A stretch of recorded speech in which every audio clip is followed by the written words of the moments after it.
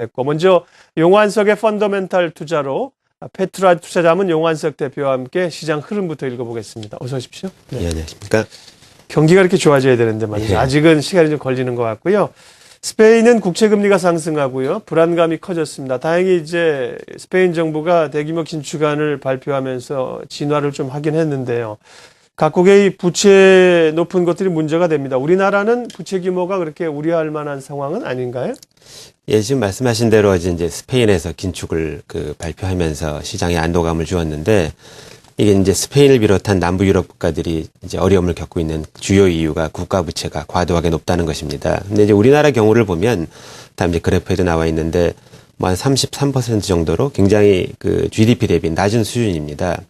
이제 그런데 스페인이나 뭐 아일랜드 같은 나라들도 사실은 2008년 금융위기 전에는 국가 부채 비율도 낮았고 또 재정도 이게 적자가 아닌 유럽의 모범 국가였는데, 이제 금융위기를 겪으면서 민간 부분이 급속도로 나빠질 때 이제 정부에서 민간의 부채를 흡수함으로써 이제 급격하게 나빠진 그런 사례가 있기 때문에, 민간 부분을 보지 않고서는 이제 정부 부채가 낮다고 해서 그러니까 살펴볼 필요가 있는 것입니다. 그래서 한번 민간 부분을 보면은, 이제 민간 부분은 이제 기업과 가계로 나눠볼 수 있는데, 이제 먼저 기업 중에서 금융 쪽도 보면 보시는 바와 같이 우리나라가 좀 높은 편에 속합니다.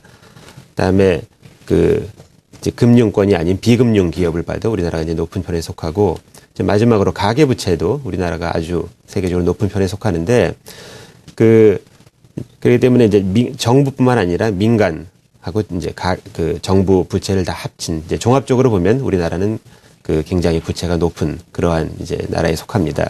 이제 과거 우리나라가 쭉 성장을 할 때 주로 수출 위주로 성장을 했기 때문에 그 과정에서 사실은 이제 민간 소비 부분은 그다지 이렇게 빠른 속도로 성장을 하지 않았고, 실제 2000년 초 이제 신용카드 버블이 있었을 때 몇 개를 제외하면은 다음 그래프에나 보시는 바와 같이 쭉 경제 성장을 하회했었습니다. 민간 소비 증가율은. 그런데 현재 상황은 이제 글로벌 경기가 좋지 않고, 또 그러다 보니까 수출, 아까도 이제 발표를 했지만 점점 수출 상황이 좋아지지 않는 그러한 추세입니다. 따라서 우리나라 경제가 꾸준히 성장을 하려면은 민간 부분의 성장이 이제 계속 이루어져야 되는데, 소비 부분이 사실은 부채가 높다 보니까 이제 소비의 촉진을 발목 잡는 그러한 면이 있어서 당분간은 조금 이제 아주 경제가 화랑이 되기는 어렵지 않나 하는 생각입니다. 예. 주식시장 상황으로 좀 돌아와서요. 3차 양적 완화 QE3 이후에 기대감이 높았는데 시장의 반응이 뭐 이렇게 강하지가 않습니다. 예. 그래도 이제 대형주에 대한 기대감이 높았는데 오히려 중소형주 장세만 좀 박스권 안에서 이루어지는 형국이죠. 이런 장세 흐름이 계속 이어질까요? 예, 말씀하신 대로 QE3가 발표했을 때만 해도 유동성 랠리 또 대형주 이런 기대가 많이 있었는데, 사실 한 2주 지나고 봐서 별로 효과가 없는 것처럼 보입니다. 한번 업종별로 한번 살펴보는 게 도움이 되는데, 먼저 그동안 대형주 중에서 굉장히 좋았던 삼성전자나 현대차그룹 같은 경우 앞으로 업황이 꼭 나쁘다는 건 아니지만 지금까지보다는 좀 좋아지지 않는 것은 사실인 것 같습니다. 삼성전자 경우를 보더라도 애플과의 소송 결과 이후로 사실은 그 전까지의 그런 상승 모멘텀이 어느 정도 주춤한 건 사실이고요. 또 현대차 같은 경우에도 이제 글로벌 경기 영향인지 자동차 수요가 계속 줄어들고 있고, 또 원화가 강세될 수 있는 그런 가능성도 항상 제기되고 있기 때문에 최소한 과거보다는 업황이 좋아지지 않은 것은 이제 확실한 것 같습니다. 그리고 이제 중국의 설비 투자라든지 경기 부양 정책에 큰 수혜를 받던 뭐 조선기계화학 이런 업종들이 사실은 이제 많은 기대가 있었는데,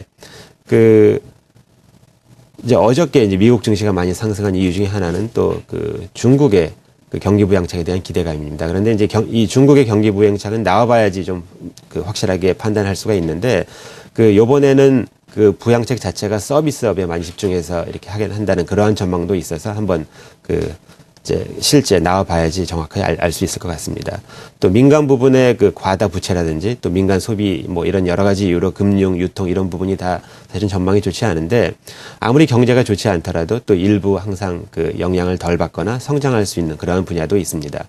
뭐 예를 들어서 뭐 온라인 모바일이라든지 뭐 엔터테인먼트 쪽, 또 이제 중국 경제가 소비 위주로 전환을 하면서 중국 소비에 관련된 이제 혜택을 본 이러한 부분이 이제 그 굉장히 아직도 그 나쁘지는 않은데 공교롭게도 사실 이제 주식 투자하는 입장에서 보면은 주식 시장은 업종별로도 나눠보기도 하고 또 크기별로 대형주, 중소형주 이렇게 나누기도 하는데 공교롭게도 뭐 삼성이나 현대차를 제외하면 대부분 업황이 안 좋은 분야가 대형주에 속해 있습니다. 또 중소형주는 사실은 또 분야가 다양하기 때문에 모든 중소형주가 꼭 좋다는 건 아니지만 그래도 그나마 그 선방을 할 수 있는 그런 업종들은 좀 중소형주에 많이 있는 것 같습니다. 한번 그 다음 이렇게 보시면은 실제로 크기별로 보면은 대형주, 사실은 제가 초대형주 따로 더 이제 시가총 10조 원 이상은 더 나누어 보았는데 대형주가 차지하는 비중은 거의 절대적입니다.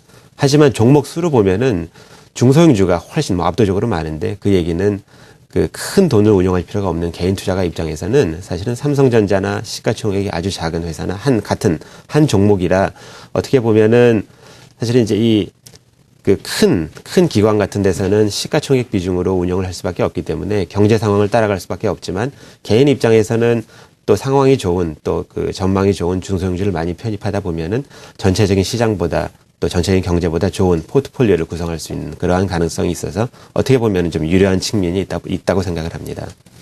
네, 상대적으로 이제 경기 영향을 좀 덜 받고 탄탄하게 갈 수 있는 중소형주의 주목을 당분간 해야 될 것 같은데요. 그런 그 업종 가운데 주목할 만한 게 어떤 거 있을까요? 예, 그 조금 아까 이제 몇 네. 가지 분야를 말씀드렸는데 또 그러한 내용은 그 뭐 비밀이 아니기 때문에 실제로 그 많은 종목의 주가가 연초 대비 상승을 하였습니다. 따라서 현재 시점에서는 조금 덜 오르고 아직도 그 저평가된 회사를 좀 잘 찾아보는 것이 중요한데 오늘 한번 소비 부분을 한번 그 살펴보는 것도 도움이 될 것 같습니다.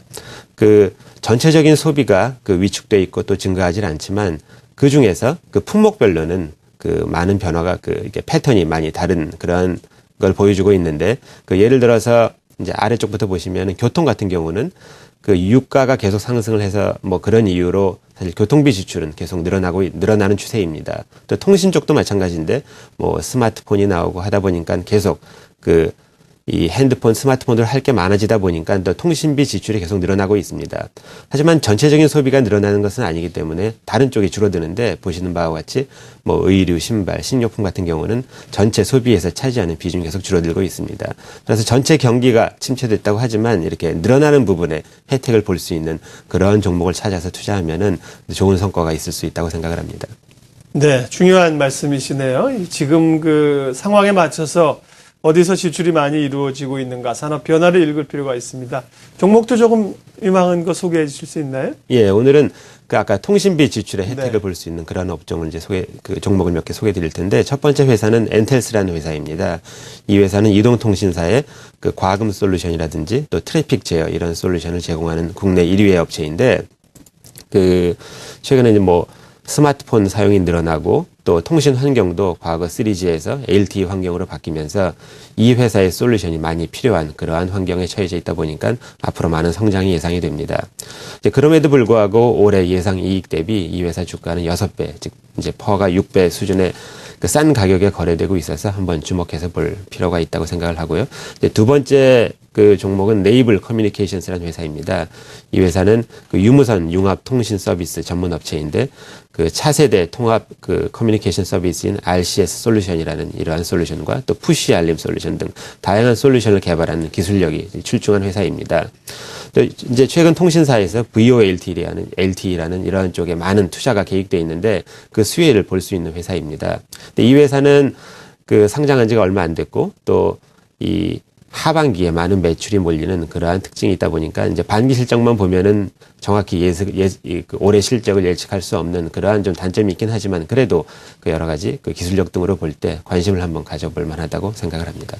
네, 관심 가질 종목까지 소개해 주셨습니다. 용환석의 펀더멘탈 투자, 페트라 투자자문 용환석 대표님 함께했습니다. 고맙습니다. 네, 감사합니다.